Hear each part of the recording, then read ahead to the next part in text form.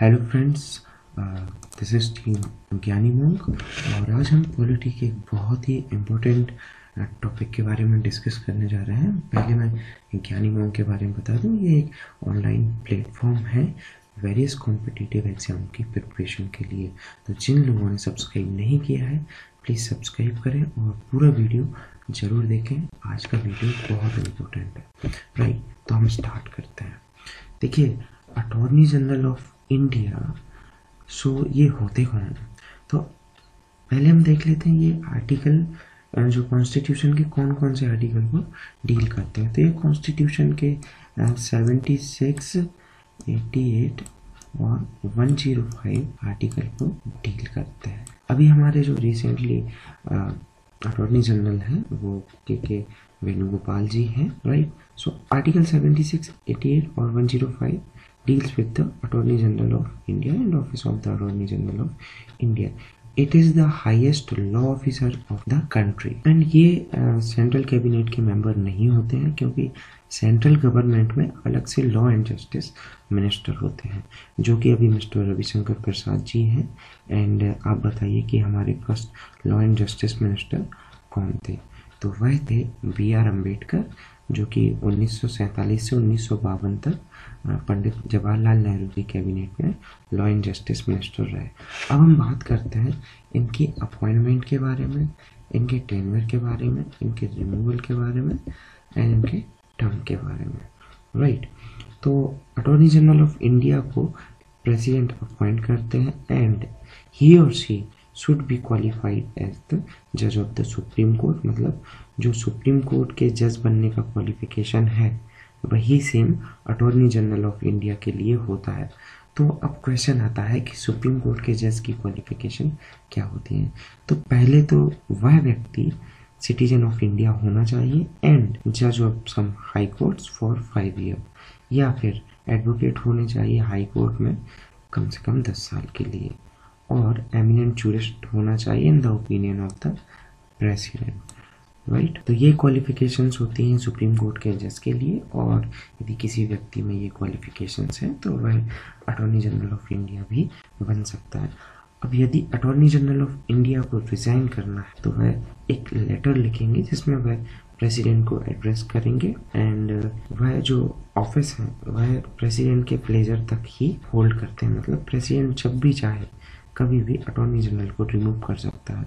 Although in constitution attorney general का term fix नहीं है कि कितना टर्म होगा, टेन्योर होगा, और रिमूवल करने का प्रोसेस भी नहीं दिया गया है कॉन्स्टिट्यूशन में। तो ये कॉन्स्टिट्यूशन में दिया नहीं गया है, इसलिए जनरली होता क्या है कि जब काउंसिल ऑफ मिनिस्टर डिसॉल्व हो जाती है या रिजाइन कर देती है तो इसके साथ साथ अटॉर्नी जनरल भी रिजाइन कर देते हैं, क्योंकि जो काउंसिल ऑफ मिनिस्टर होती है वही प्रेसिडेंट को एडवाइस करती है कि आप पर्टिकुलर आदमी को अटॉर्नी जनरल नियुक्त कर दीजिए।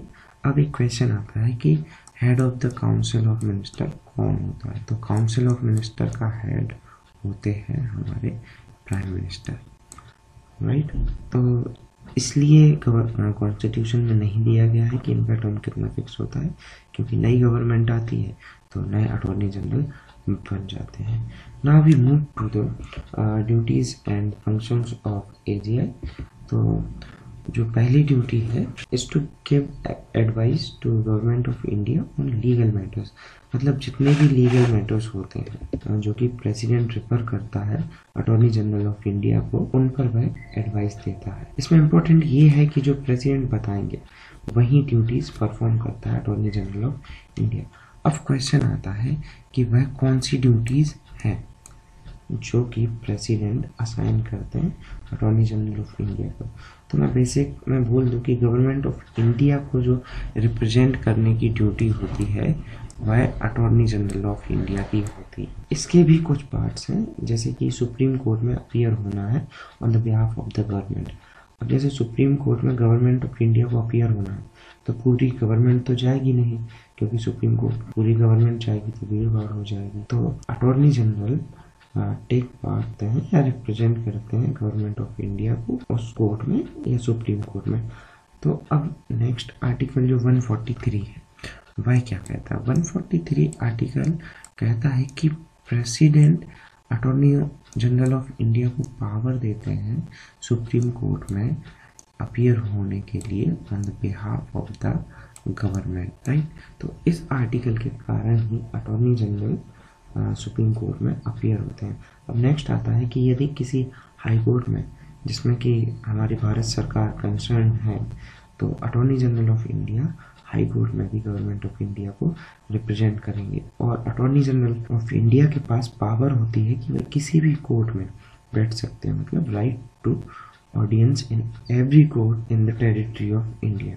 एंड जो पार्लियामेंट की सिटिंग्स होती हैं दोनों हाउस की, चाहे वह ज्वाइंट सिटिंग हो या नॉर्मल प्रोसीडिंग हो लोकसभा या राज्यसभा की, उसमें राइट टू ऑडियंस है और इन्हें बोलने का भी अधिकार है, लेकिन वोट करने का अधिकार नहीं है। So this is important point. और पार्लियामेंट की कोई भी कमेटी हो जिसके वह मेंबर होते हैं तो उसमें पार्ट ले सकते हैं, लेकिन इसमें भी उनको राइट टू वोट का अधिकार नहीं होता। और जो हमारे अटॉर्नी जनरल ऑफ इंडिया होते हैं, he or she enjoys all the privilege that are available to member of parliament। मतलब एक जो पार्लियामेंट के मेंबर के लिए प्रिविलेज होते हैं, सैलरीज होती हैं, अलाउंसेस होते हैं और जो सुख सुविधाएं होती हैं वह अटॉर्नी जनरल एंजॉय करते हैं। साथ ही साथ जो हमारा फिफ्थ पॉइंट है that is attorney general 2 solicitor general और 4 एडिशनल जनरल की टीम का